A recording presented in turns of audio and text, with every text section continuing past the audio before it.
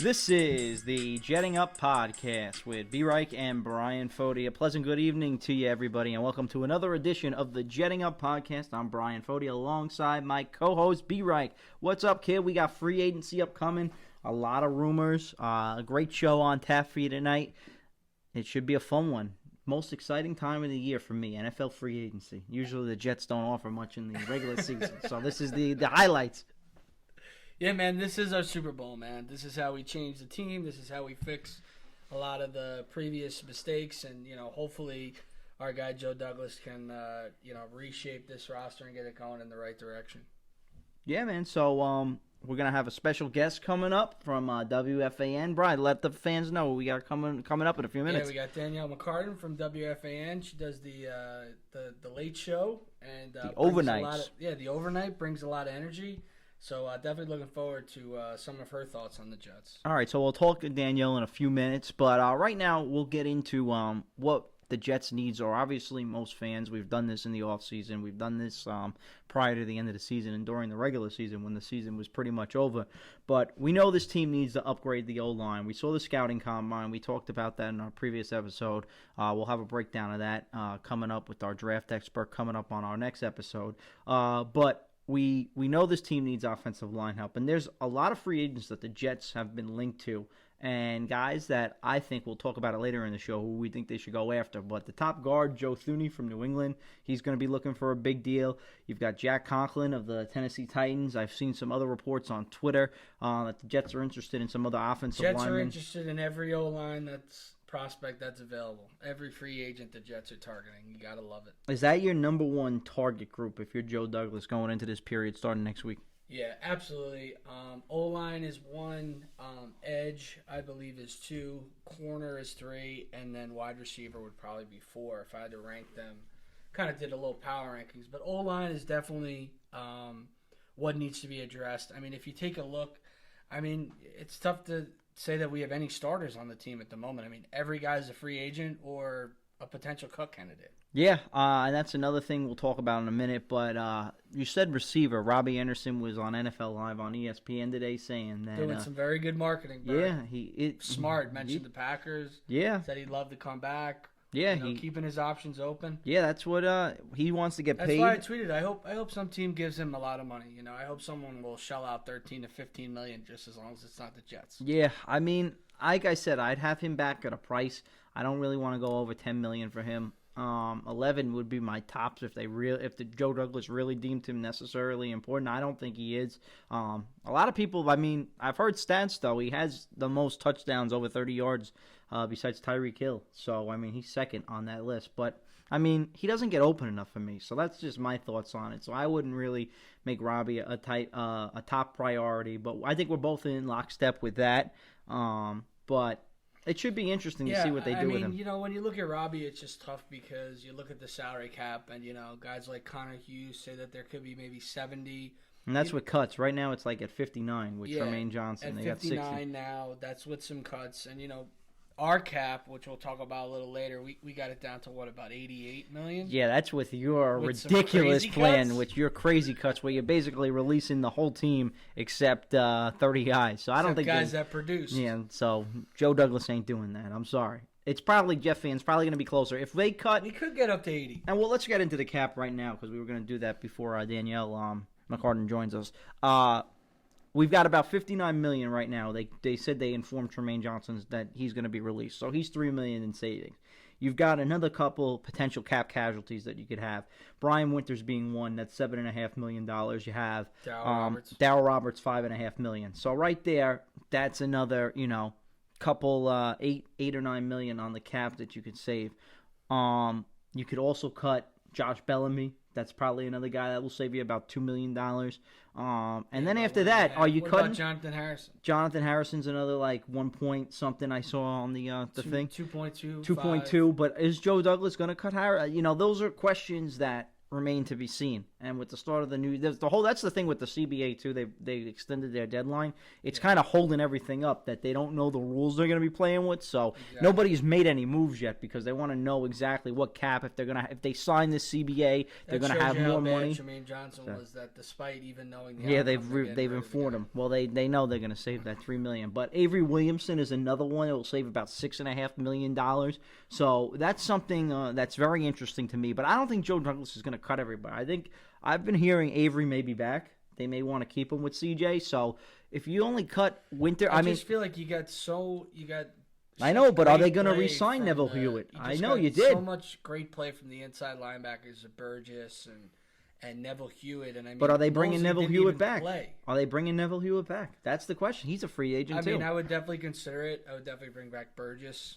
Burgess is on the contract, I think. I would definitely bring back Hewitt on a nice little deal because they got production even without CJ. So you put CJ in that room, Avery becomes a lot more expendable to me. I think he ultimately gets cut. Yeah, so we'll see. The CBA will be ratified or declined late Saturday night. So Saturday at midnight will be the date. So early Sunday morning. So expect a lot of cuts to happen probably Sunday so for the Jets. What would you say is your projection for the Jets' salary cap space, their final number? I mean, if it's me, I'm probably cutting Dow Roberts definitely. Winters. Agreed. I mean, I would think Winters gets cut, but Joe Douglas at the Combine said he was the only starter on the contract. So I don't know what that means if they're keeping him. Yeah, I've been hearing that they may potentially restructure him. So we don't really want him. We played brutal last year. So Roberts is one. You got Avery Williamson, another one that you said. I don't know what the plan is with that. I haven't heard anything on that. So it's really in the dark. But right now you're looking probably somewhere. He's going to cut. I think Bellamy will get ultimately released. I think, I don't know what they're going to do with Enunwa. They can save about $2.8 million with that. Enunwa was definitely a big question mark. Yeah, there's especially with a lot of people killing our wide receiver group. Yeah, so I mean, right now to be safe, they're definitely going to cut Roberts, so that's about $5 million. So I'd say anywhere between 65 to probably about like $73 million at the most. I don't think they're going to go crazy like you said, Bryan, with that. But it should be very interesting to see what the Jets have coming into the offseason because, again, they have a lot of holes. They do have a lot of cap space. $70 million is still top 10 in the league. Probably gets them in the top. I think they're number 10 right now at 59. Probably gets you ahead of a couple of teams. I don't know what their caps are, but they're top 10 in cap space. They'll have wiggle room to sign some guys, so they should be active, especially on the line. But you've also heard that Joe Douglas is very shrewd with free agency. He doesn't dole out a lot of big contracts. He'll just sign value guys. I mean, we've heard a lot of people, draft experts say when he was in Baltimore, he believes in that philosophy, building through the draft. He's not going to be as crazy as Ozzie Newsome was with the compensatory picks and just let guys go. The Ravens were always big with that. But this is where Joe Douglas, we signed him last June. There were all the high accolades with him. You're more confident with him with the draft picks or free agency? He's got to prove it. This is where he's going to prove it. I don't know. I'm going to be open that he can get the job done. He was highly respected, highly regarded. I think he's great in the draft, and I kind of worry about him with free agency. Okay. Especially with some of the moves he's made since he's come in. Yeah. Haven't loved a lot of them. All right. Well, this is really I'm not going to kill him on some of the moves that he made last year. But you can gain some positive traction and momentum and show that you can find some gems. Okay. And he didn't have a team that they weren't his players last year. So this is really his first stamp I can't kill him if he traded for Nate Hairston with a 6th-round pick at the end of the training camp and he was brutal. You can't knock him to sign guys off the practice off 53-man roster cuts. Not all those guys are going to pan out. The Jets, Mike McCagnon left the Covers badge. So now it's Joe Douglas's job to really go in and it's been how long since they took a lineman? I know. Well, that's one thing that we have. But we're going to take a break right now. Danielle McCartan will be back with us, and we'll be back in a few short minutes. Keep it right here on the Jet and Up Podcast. Welcome back to the Jet and Up Podcast. We are pleased to have on the line Danielle McCartan, WFAN overnight host. Danielle, how are you? Welcome. I'm good. How are you? Thanks for having me. All right, so we'll get right into it. For the New York Jets, there are a lot of holes on this team going into the season, or off-season, I should say. The draft coming up, what are your thoughts on their potential first-round pick at number 11? Well, 11 is kind of hard to predict because you don't know what's going to happen, above them, the Jets, because there are 10 other teams picking above them. But you have to think that 4 of those teams are going to go for the quarterbacks: Joe Burrow, Tua, Justin Herbert. Is Jordan Love considered a top tier like that? I don't know. So it's kind of hard to pick, what the Jets are going to do. But if I'm the Jets, if I'm Joe Douglas, my number one strategy is to aim for an offensive lineman. That has to be first. And just, in preparation for tonight, I did a little homework. And my top 4 offensive linemen are Jedrick Wills, number 1. I like Mekhi Becton, number 2. Tristan Whips from Iowa, number 3. And Andrew Thomas from Georgia, number 4. If I'm Joe Douglas, I'd have to target any one of those 4 top guys. Danielle, we are absolutely in lockstep. We love that answer. Those are my top 4 guys. Those are who I wanted 11. So glad to hear you say that for sure. That's good. Moving on, we are going to ask Danielle what she's thinking about the free agents for the Jets this offseason. Anybody that you're interested in right away? Anybody that jumps off the page for you in the Jets? Yeah, I was looking at this too. If the Jets, this all is contingent upon what they do in the draft. If the Jets somehow get shut out of any one of those 4 offensive linemen that we just talked about, jumped off the page for me would be Jack Conklin. I don't care what they pay him a year. They have to go and get Jack Conklin. Yeah, that'd be a big home run get for the Jets. Is that your top target? Do you have any other offense? Do you think like Joe Tooney of New England, the guard? Do you think they need to sign multiple linemen, or do you think the plan would be to draft one and just get one in free agents? Do you think they need like a total overhaul? That's a good question. I would say Jack Conklin, number 1. See, I'm always leery about Patriots players when they leave that system. I mean, look at what Nate Solder has done for the Giants. They paid him a ton of money, and he's done really nothing. So I would be afraid to take a Patriots guy just because he's a Patriots guy. You know what I mean? So Jack Conklin, he'd be number 1. I would maybe then draft an offensive lineman later on if I were the Jets. But when you look at the other free agents, I mean, it's a strong class of wide receivers. I mean, I get calls all the time on the fan about AJ Green, right? Well, $9.1 million for a guy that has played in literally 0 games last season and 9 in the season before that. I'd take a look at wide receivers like Emmanuel Sanders. Maybe Amari Cooper's going to leave Dallas. I don't know. What about Geronimo Allison? Those are guys I'd kind of go after before I took a Patriots offensive lineman. That's a great way to move into our next segment because I was actually going to ask you about Sanders. You did answer, but an ultimate question that I get asked constantly and I constantly have fights with Jet fans about is, do you think that they have a chance to bring back Robbie Anderson? What would you do if you were in charge of that decision? Yeah, I wouldn't do it. And I've said it on the show and stuff. Anderson's rankings, among all eligible wide receivers, he's 36th in receiving yards, 74th in yards after catch. He's got a very average 5 receiving touchdowns. 1 broken tackle all season long. If he's looking for a contract in the neighborhood of how much? 12 million, 13, 14, 15 million a year? I don't think so. He's just $3 million under Stephon Diggs' money. Stephon Diggs' money. Robbie Anderson is not the player that Stephon Diggs is. If that's what he's asking for, goodbye. He's a one-dimensional threat. He can't catch a contested ball. Let him walk. There you go. We love you on this show, God. right? All the Jet fans have been begging us and saying they want Robbie back. I'm with you in lockstep. I'm not going too crazy on that. Your thoughts? Joe Douglas was brought in last June. He's kind of had a year to, oversee the team. Do you have confidence in his ability to lead this? Because the Jets really, I would think since Terry Bradway and Eric Mangini were running the show at McCagnon back in the day, since 2006, they haven't really been able to hit on any draft picks or really, build a foundation. Do you think Joe Douglas is finally the GM that can get the Jets steered in the right direction to be a consistent winner year in and year out? Yeah, we don't know yet because we haven't seen what he can do here in New York. He hasn't drafted, and the timing of that was ridiculous too. They let Mike McCagnon draft, and then they fired him. What kind of timing is that? Typical Jets move, right? So, Joe Douglas, from all accounts, he's very well respected among the league, among all the people in the league, all the personnel in the league.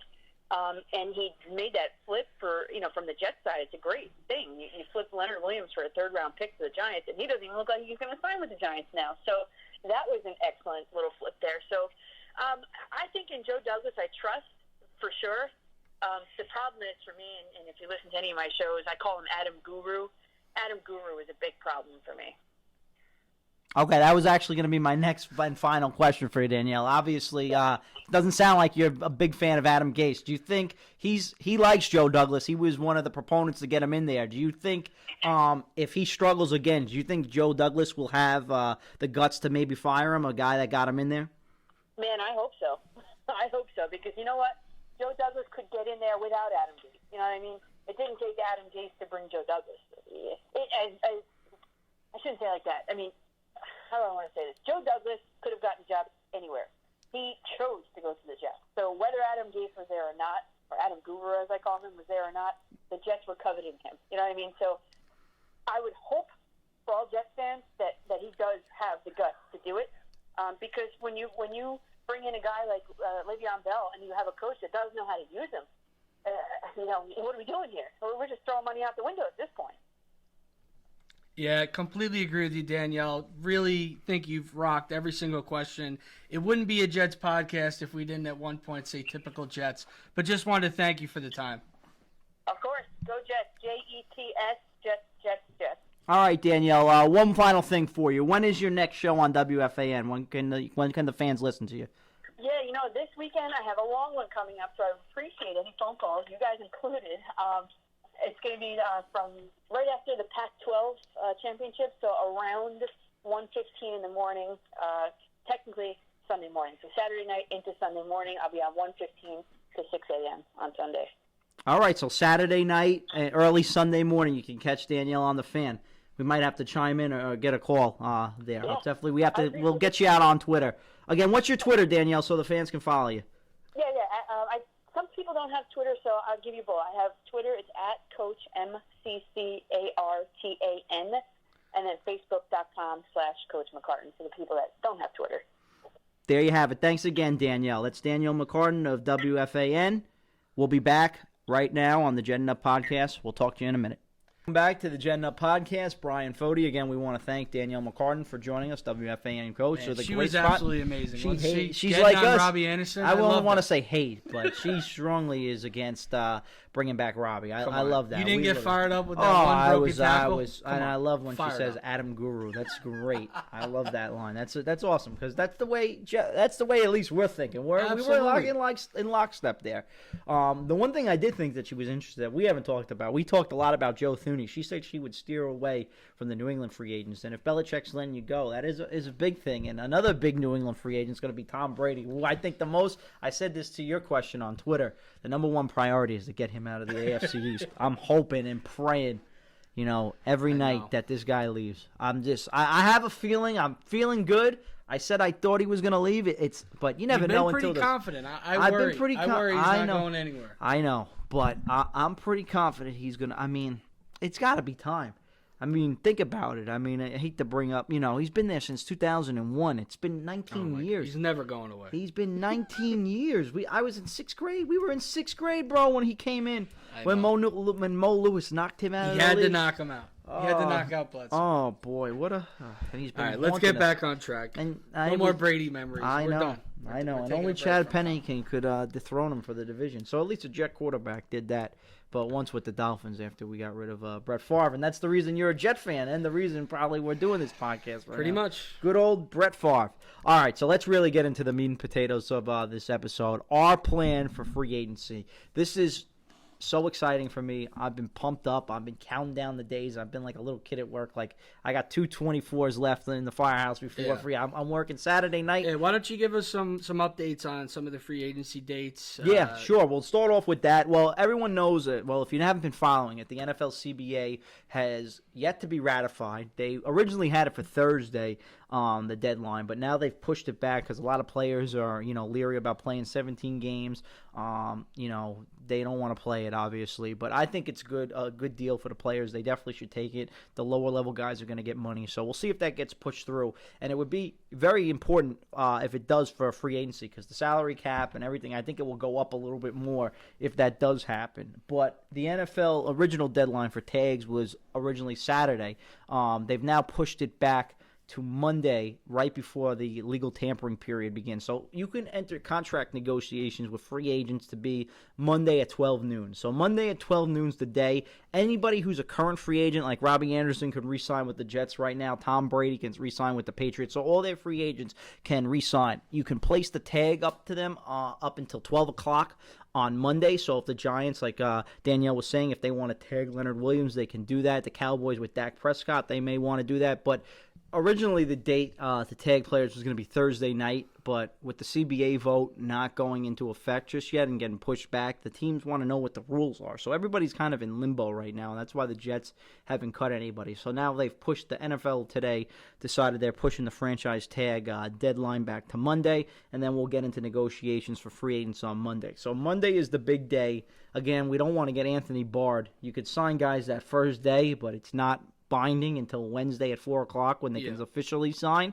So again, I always, that was the first time last year where I actually saw a free agent renege on an offer. So that was usually it's pretty much a foregone conclusion when they do agree. Another typical Jets moment. Yeah. Oh man, Anthony Barr got cold feet as soon as he signed the deal. He said as soon as he almost vomited. He said he vomited. Well, whatever. Got to appreciate the honesty, but yeah. We were just fine. Let's get into our off-season plan. What we're thinking, what direction we would go if we were Joey D.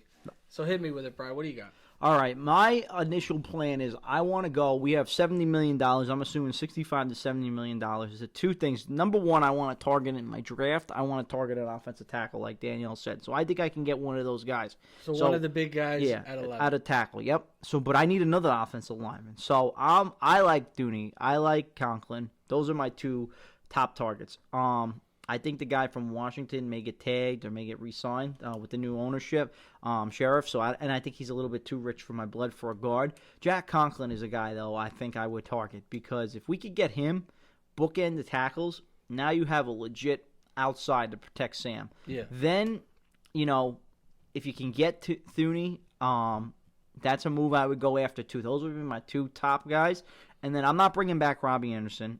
I'm going after a pass rusher, either Dante Fowler. I'm not going after Clowney. I'm really targeting Fowler, I think. I think he's a guy that can come into his prime. I love my guy Yannick, but I have no idea what Jacksonville's doing. They said they were going to tag him, but he doesn't want to get traded or get signed. So if they tag him, they did put the tag on him, I'm pretty sure. Or if I don't know if he's going to free agency or what his deal is. So They're definitely I know Jacksonville's going to tag him, but he's also mentioned that he's refusing to play under the tag. So they could trade him then because if he's, but I'm not giving up compensation for that guy. Would you give up compensation for him?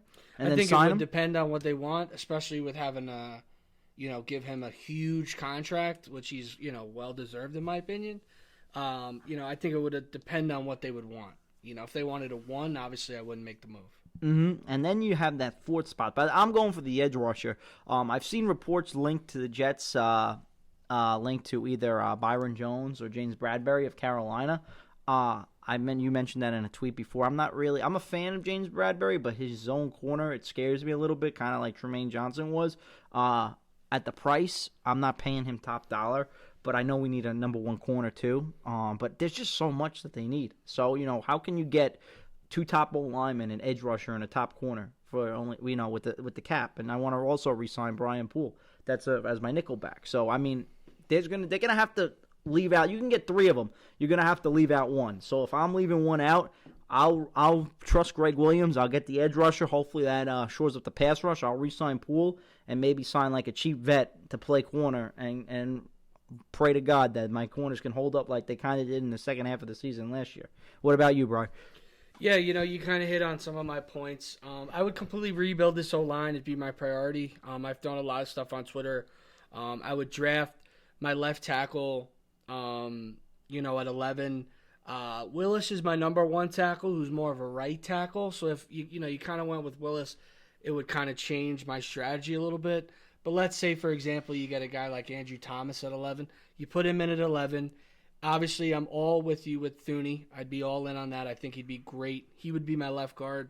I would draft my center at 48. And I'd catch some slack from people that want these wide receivers. They want them early. But, you take the center at 48. Then you sign, whether they want to restructure Winters. You want to go after an Alex Lewis, or what I would do is go after a guy like Greg Van Roten, which we've talked about before. Yeah, he's been linked on Twitter too. Yeah, he just got recently linked to us. A Chaminade grad. So I would bring him in. And is he a guard? Yeah, guard. Okay, yeah. So that could be your backup if you don't get Thuney. Is he like a $14 to $12 million player? 12 to 14? No, he'd probably range in the $7-8 million. A solid guy, could be the second guy. Okay. Second tier he'd guard. be a little bit less expensive than a guy like Glasnow, who they've looked at. Okay, Glasnow I've heard too. Yeah, That's another. and then He's my a top right tier tackle, guy. Yeah, top tier guy with Thuney, Okay. 10+ million guard. Okay. But the right tackle, like you said, like Danielle said, Conklin is the guy. He's been linked to the Jets. He's going to get a lot of money. Danielle nailed it. Give him all the money he wants. He's a bookend. He's young. He's good. So that would completely revamp your old line. You got Crowder. You got Darnold. You got Bell. Are you looking at an Emmanuel Sanders like she's mentioned? I kind of would steer away just because I think we need to fix corner and edge first. And I would really trust, which, I've asked Jet fans to do, would be patient.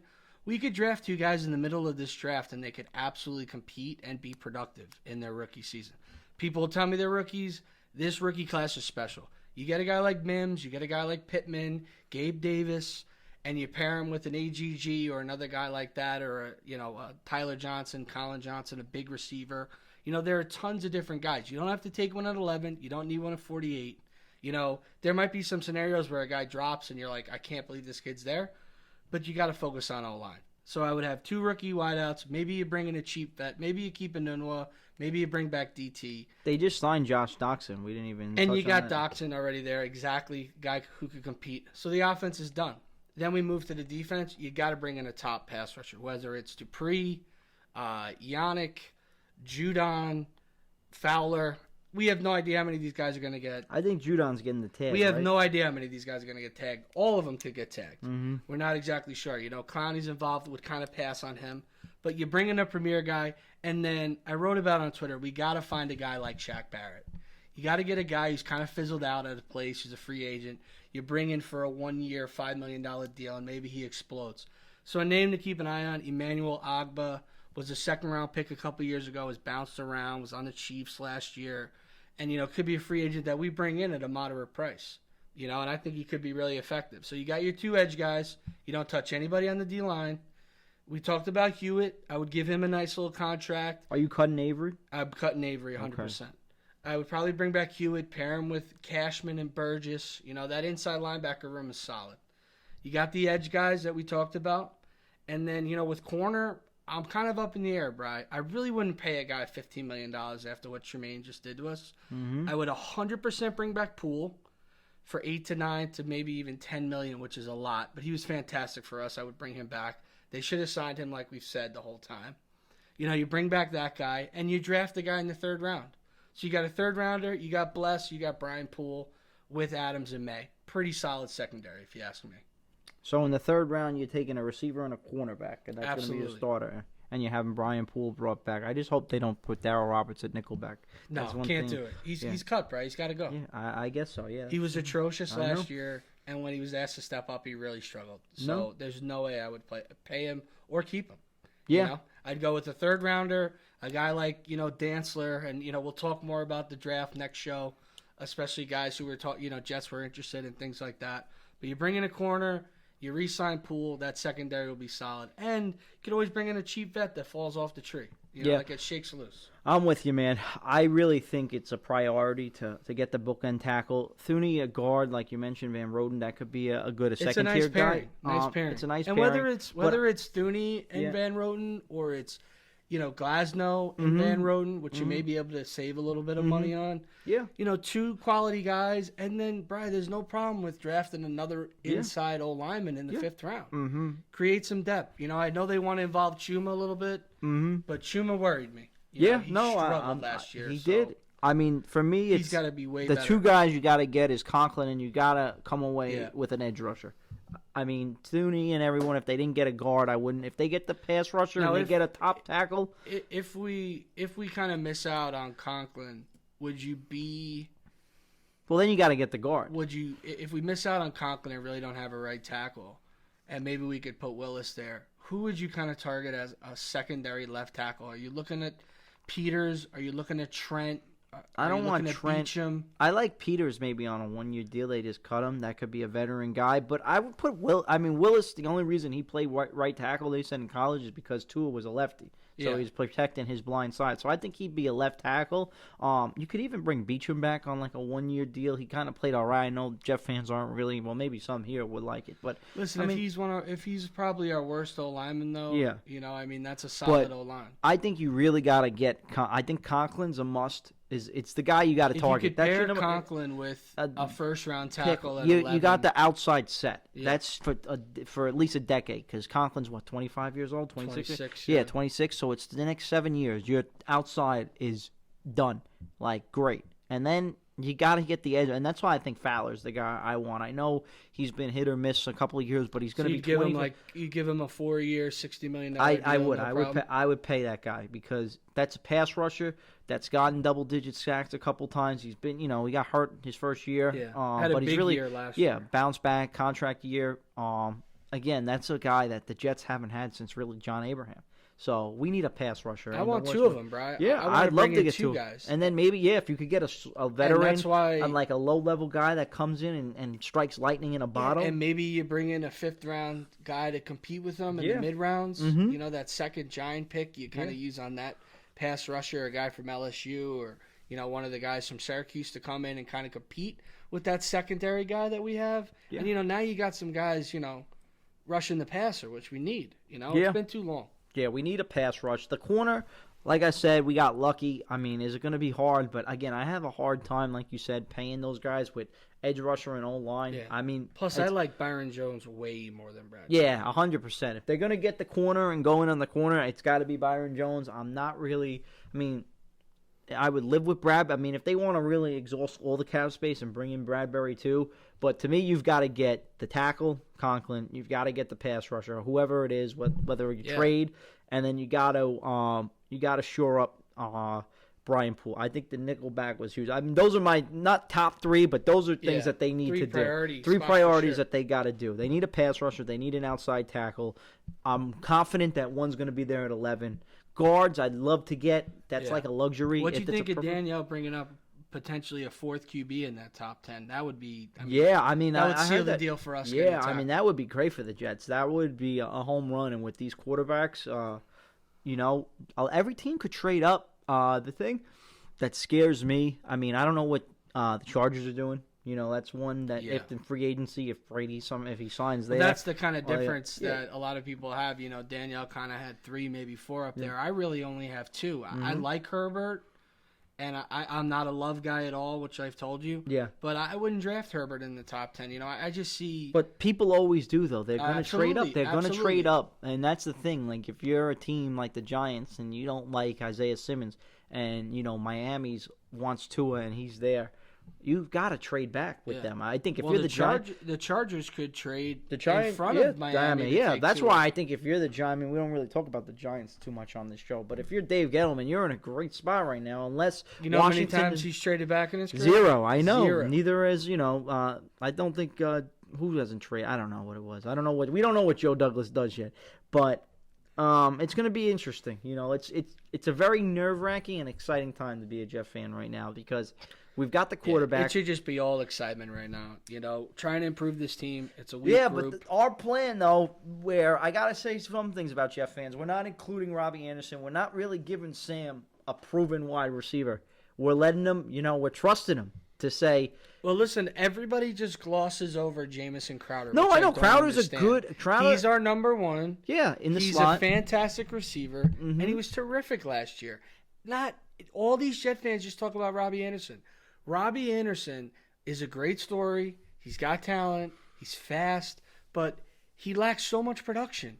And so many games, you're left scratching your head saying, this guy's got 3 targets for 11 yards on 1 catch. That's not a number 1 wide receiver. That's not even a number 2. I'm with you on that, but I'm just saying if guys don't get open and you're relying on these third-round picks that, we got to trust Joe Douglas that they hit and they can compete because it's hard your first year. I mean, last year was a little bit, you had A.J. Brown of Tennessee have a great year. Terry from I know, Washington Terry McLaurin was fantastic. a third-round pick. I know, but that's not really a normality in But the this NFL. class is even better. It's I'm with historically you. better than that I'm group. with you, but you still can't tell me right now on March 10th that these kids are going to be able to translate right away. They may have to learn. I mean, they're probably going to be good receivers. I'm not saying that.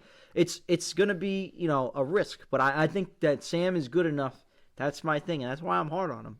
He's good enough to make the bad players and elevate them and be better. But that should be exciting. That's going to wrap it up for now. We got one final segment. We got my favorite segment of the show, the 2-minute drill. Here we go.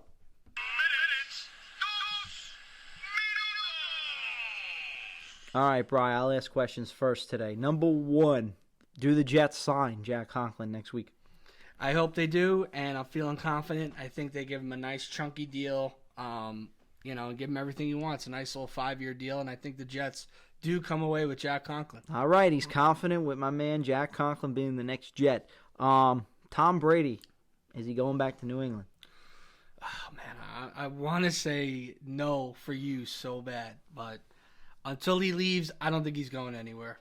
An under-the-radar signing for Adam Gase, Joe Douglas, and the Jets. I did a thing, 5 under-the-radar moves that the Jets could possibly do. One of the things was maybe a third safety like Demarius Randall, I think would add a nice value, or a nice running back like Chris Thompson, maybe to sign, become a pass catcher, using the scheme of the offense. So I would probably lean towards one of those guys, kind of secondary role for the Jets. Any shockers? Normally we talk all about free agencies. You see Joe Douglas being active on the trade front. I definitely think that he's going to, see what's out there, and, around this time there are a lot of names that do get thrown around behind the scenes. But 2010, they traded for Cromartie right before free agency. Yeah, absolutely. And, I think that Douglas is definitely intrigued in looking into this Trent Williams thing.